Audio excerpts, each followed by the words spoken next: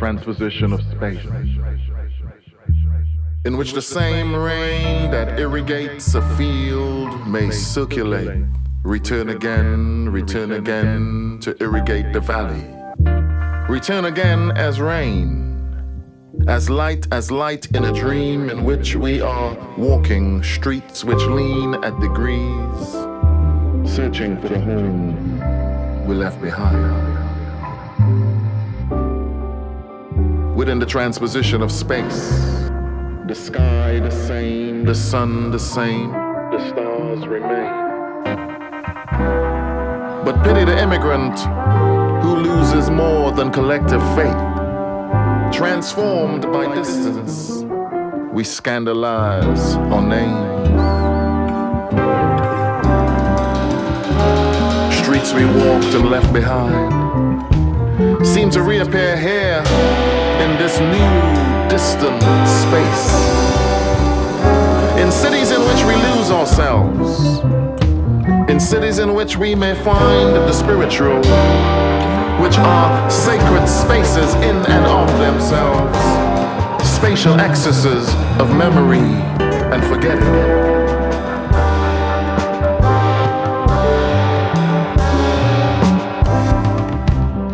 I read a poem once in which the poet was flying a kite in Kensington Gardens, in the same wind that blew from the wetlands of Guyana, in the same sun that shone from Bridgetown, Barbados, the tail still tangled in the beams of a house of an old estate.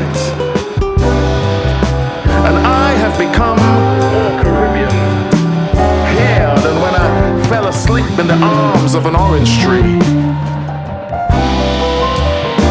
Transposition of space, in which one place becomes another. Is that London? Or is that the Western Main Road in St. James in Port of Spain? Or the road near the biscuit factory and its cinnamon air transposed to a street elsewhere? Or how an island looks familiar from across a river? Surely this retention is the topography of loss and geography. Translocation of space-time as a meditation on loss, beloved space.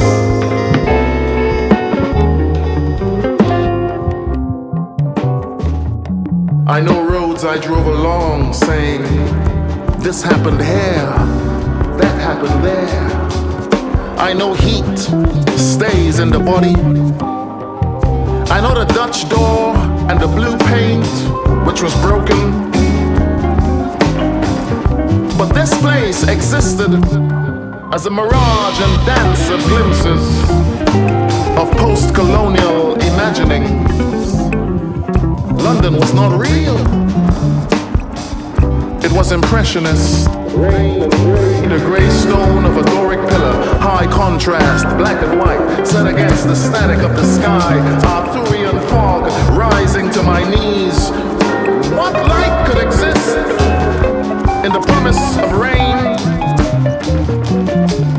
A road, but the depth of field is shallow, unfurl of white and spume curling into the mind, and from the left of this frame a cart, a wooden bed, old hell to carry sugarcane or cocoa, where the tray is laden down with cargo until it disappears into the white foam of history. And then the old Calypsonian is singing a song born long before Windrush, born before Aunt Agnes even reached here in London in the very early 70s, and before Uncle Harry come to study civil planning. Caribbean folk was here, strolling down Piccadilly, singing some old suit and tie song about the wonders of empire, when the empire was part of the Caribbean, or at least a part of our consciousness.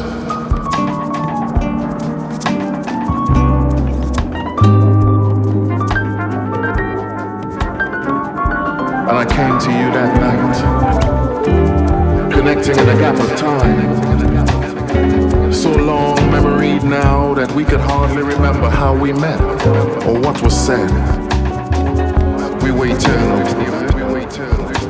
We went walking that night, hallucinating on LSD in the back roads of Finsbury Park, lilting in the moonlight as the sky seemed to expand and rise further and nearer with each breath. How even in the darkness we felt safe and warm.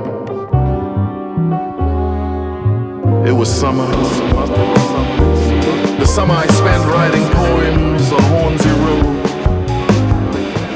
transposing time into space.